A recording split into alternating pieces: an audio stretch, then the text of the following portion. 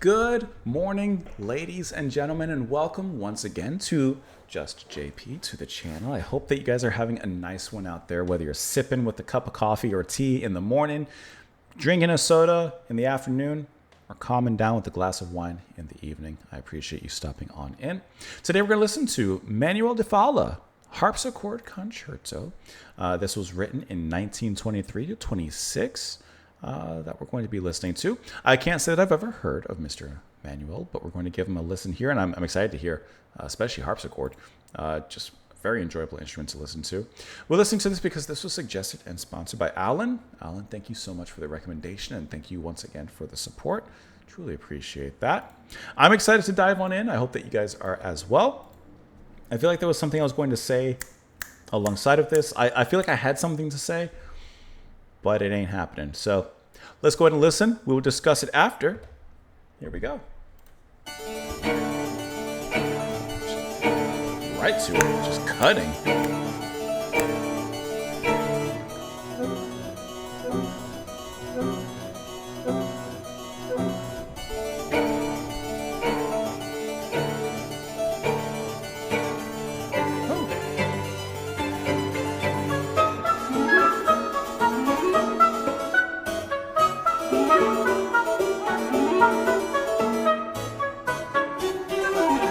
Kind of interesting the way it stopped and starts there.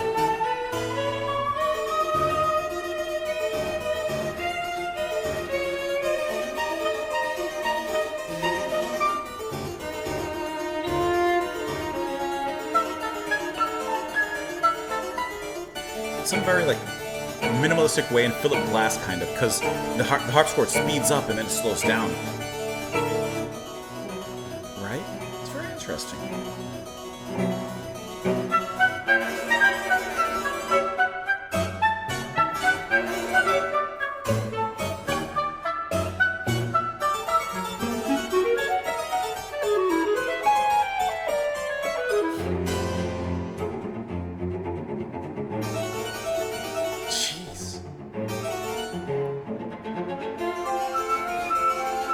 Back and forth to resolution.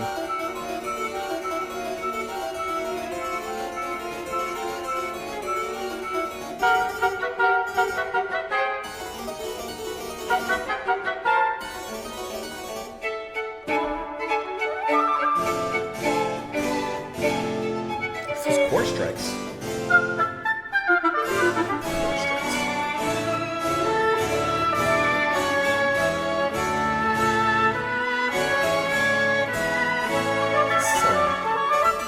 Beautiful melody to deviate into.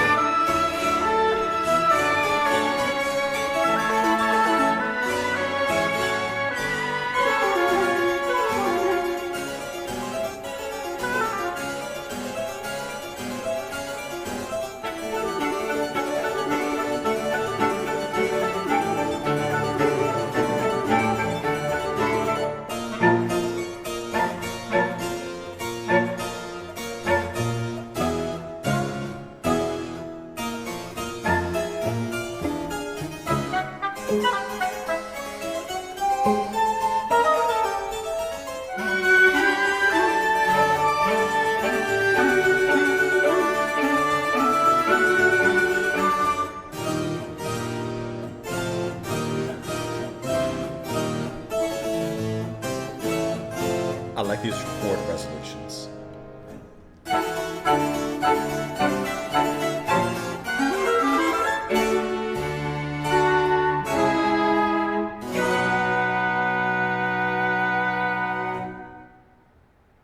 That's first movement, I suppose.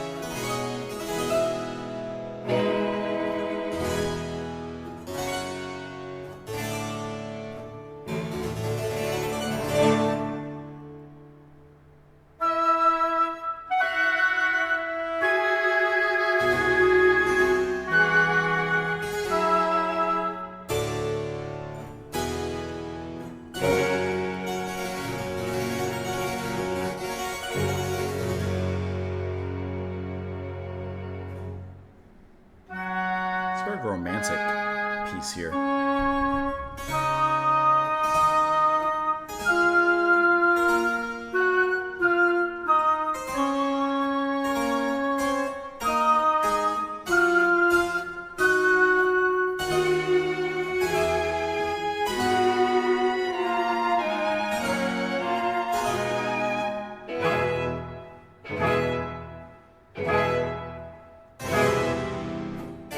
I like how the harpsichord joined in with the strings. And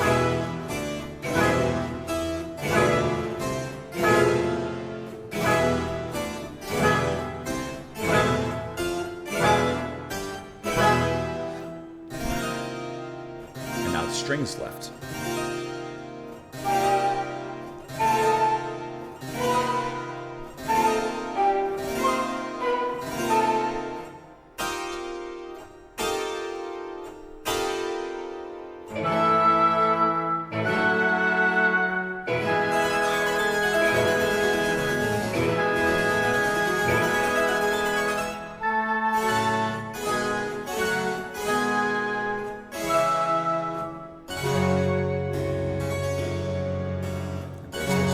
From the beginning of this movement too, returning.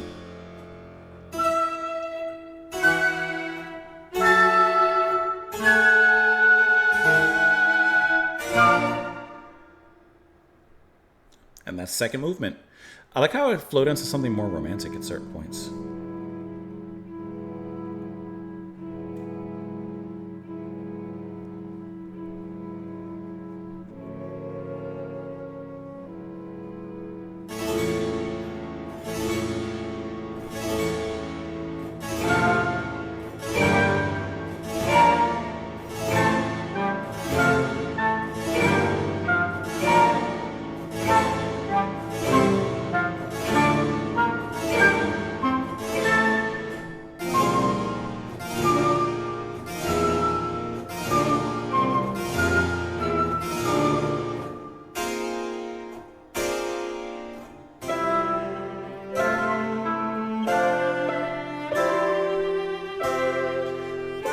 I like how the other instruments cover the harpsichord with beauty while it just strikes those chords. Because the way it strikes is harsh in a way.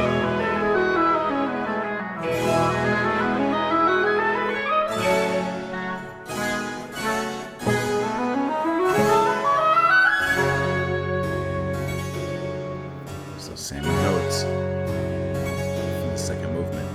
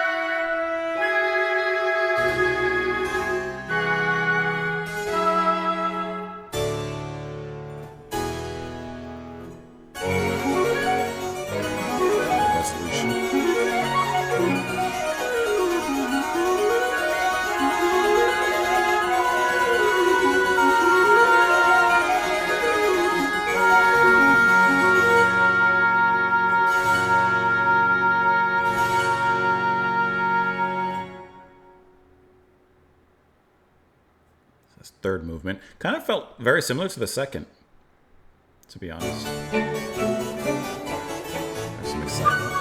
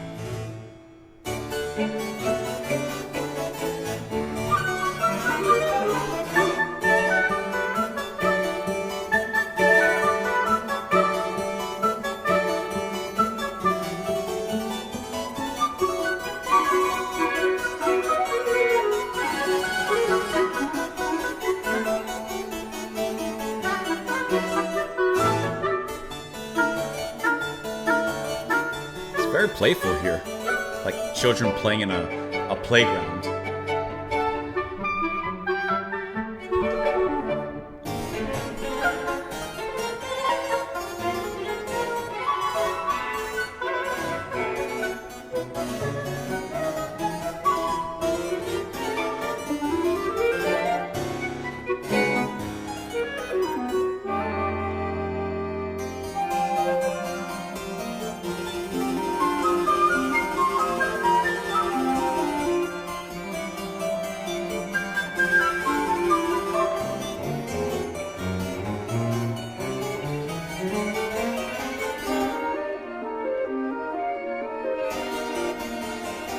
I repeated the melody.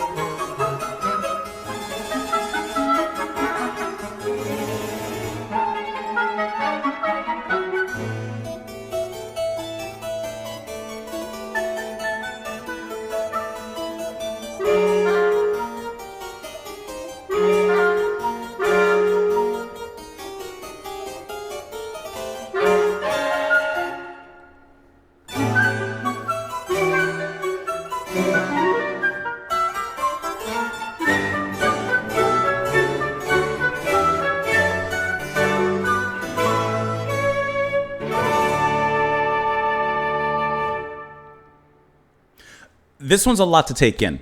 Hear me out. Hear me out, though.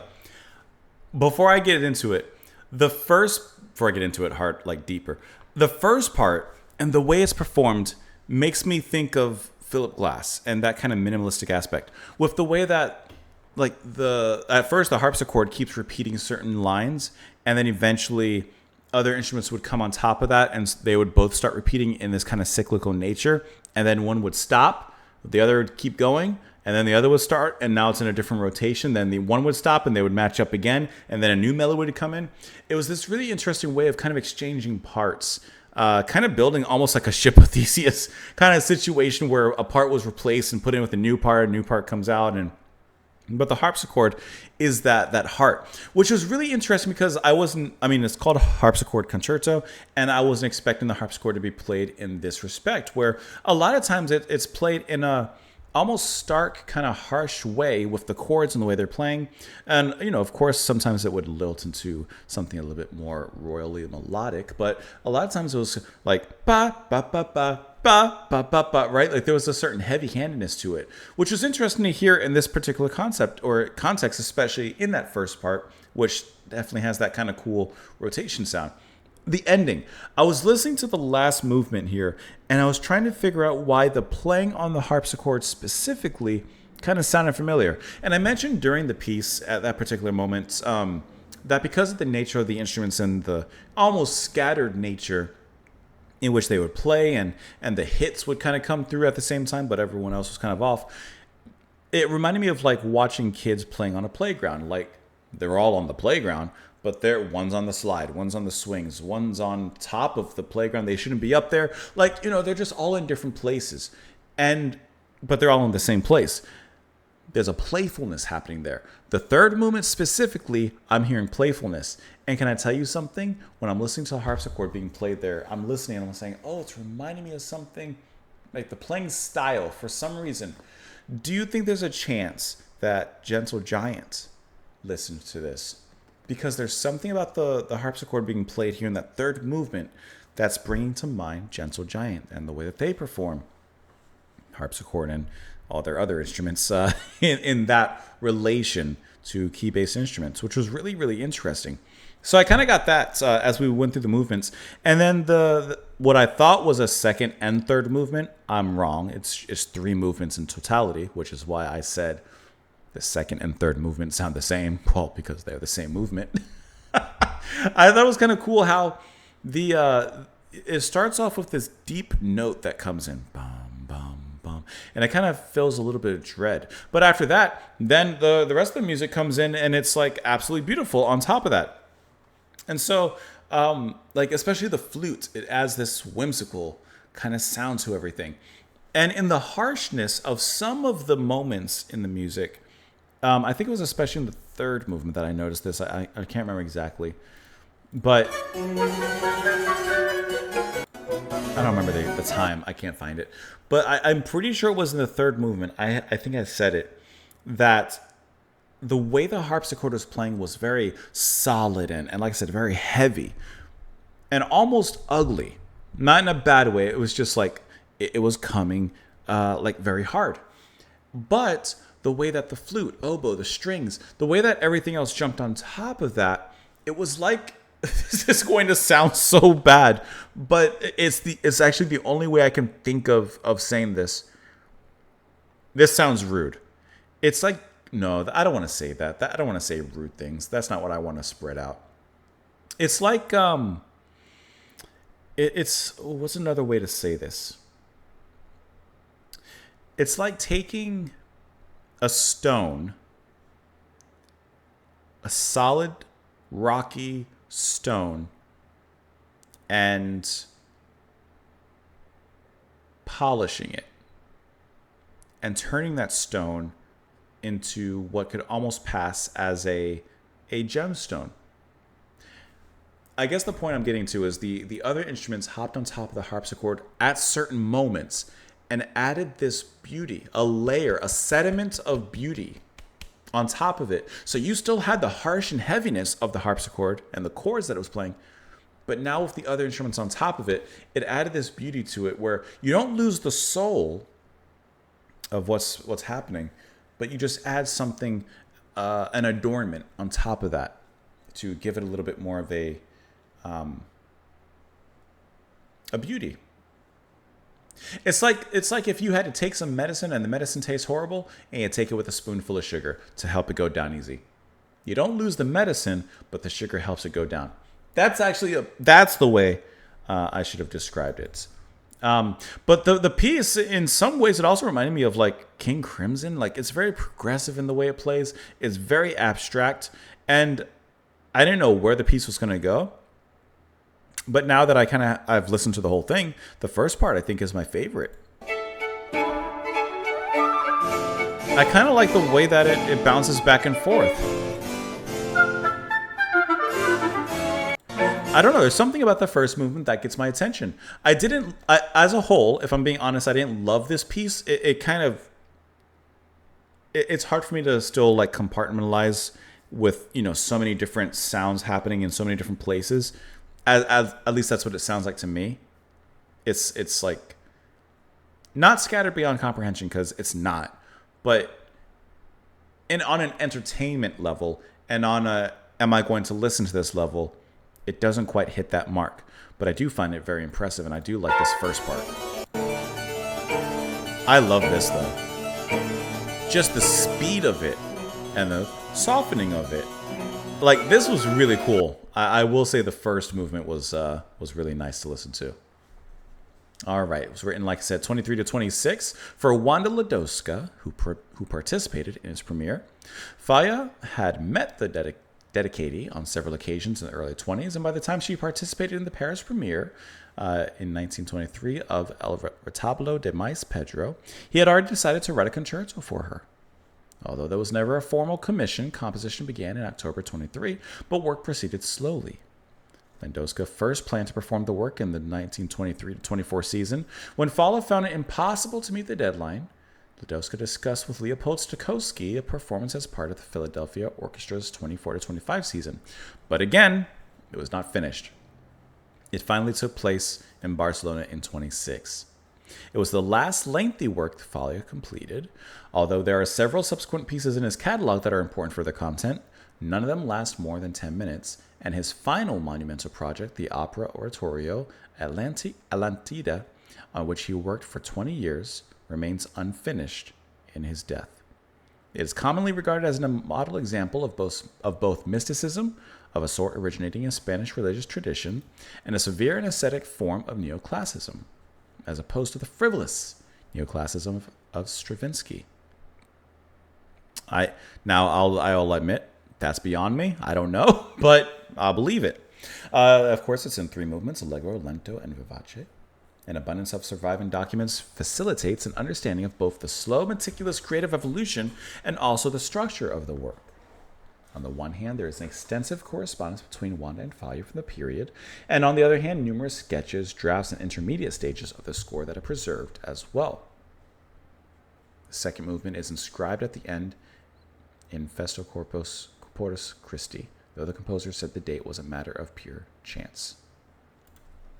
Like I said, I think that there's some enjoyable parts in this piece, especially the first movement, and I think it's cool to listen to. There's nothing like that I'm hating or like I dislike it in that regard. It's just a lot happening. It's just like fireworks going off, but at the same time there's fireworks going off.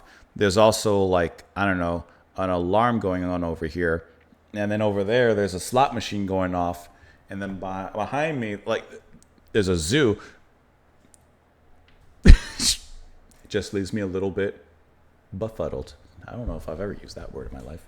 Let me know what you guys thought of it, of course, in the comments down below. Alan, thank you so much for the recommendation. Thank you so much for the support as well. I hope that you guys have a good rest of your day. Thank you for showing up and stopping by. And I'll see you later. Bye.